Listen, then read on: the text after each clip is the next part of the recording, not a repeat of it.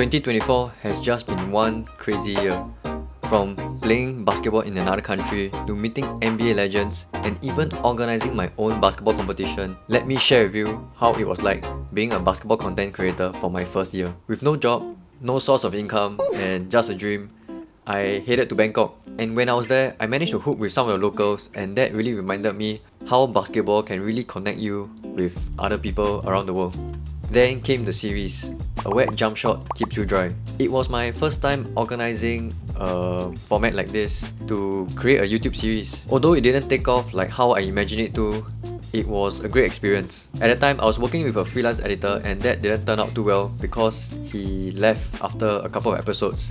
So I was back to editing my own videos again.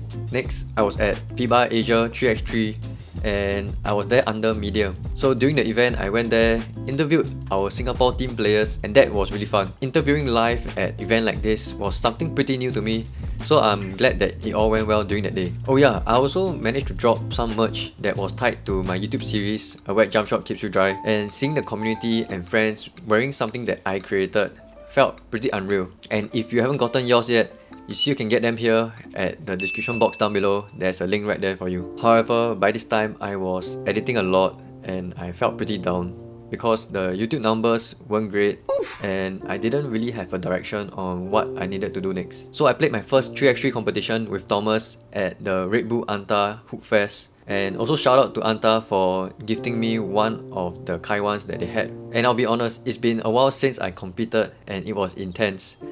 But this competition really showed me how much I still wanted to compete and how much I love being on the court. And this competition was exactly what I needed to focus on: basketball. So I bought a shooting machine, Bruno, and this thing was a game changer. It's a basketball ball return, if you guys don't know already. And when I first got it, I just didn't want to go back home. I just wanted to keep on shooting. And soon I shared this with the community, and if you guys want to book your own session, you can also go down to the description box down below and find the links. It's all right there. I also got lucky enough to see some NBA legends like Ray Allen, Stephen Marbury, and even Kyrie Irving. At this point, I thought that would be the peak of the year. But no, the train just kept on going. I organized a basketball competition where each game was held at a different basketball court around Singapore, which was targeted at our foreigners, to give them insight on how Singapore was like and give them a reason to travel all across Singapore. And let me tell you, the overwhelming love I got from the players after the games were exactly why I love this game so much. The players were pretty much strangers and they all came together to play a game for 6 different weeks, so fresh off the court was a success for me. And not only that, I also participated as an exhibitor at a Expo event. It's a fitness event called FWE and it was just crazy. I brought down Bruno, had a rim, had a court, and I just had a stream of people coming down, trying out Bruno, giving it a shot, and yeah, it was fun.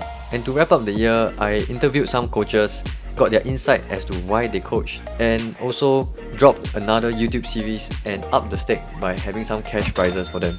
Now, let me share with you guys how I actually felt about the whole year.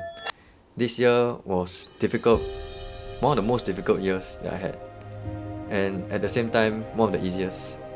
Most difficult because financially, it wasn't sustainable. I didn't have a straight source of income, and with each day passing by, I was constantly thinking how to make this dream a reality. From selling merch to working with brands and even organizing competitions, it all just felt like it wasn't enough and everything was a huge learning curve. But yet at the same time, it was the easiest year of my life because every single day I woke up with a purpose, knowing that I have a dream to work towards.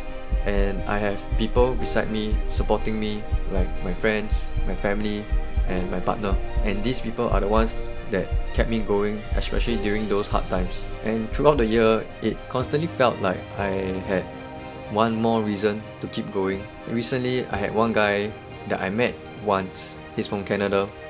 He gave me 8 pairs of shoes to review and give away. And finally, I have you guys. To everyone who is watching, subscribe to the channel, commented on the video, or even bought a merch for yourself. I really appreciate all the support that you guys have been giving me and sharing my channel with all the different hoopers that you know. 2024 was a year of finding my place in this whole thing. But 2025, we're gonna make this grow. See you guys in 2025.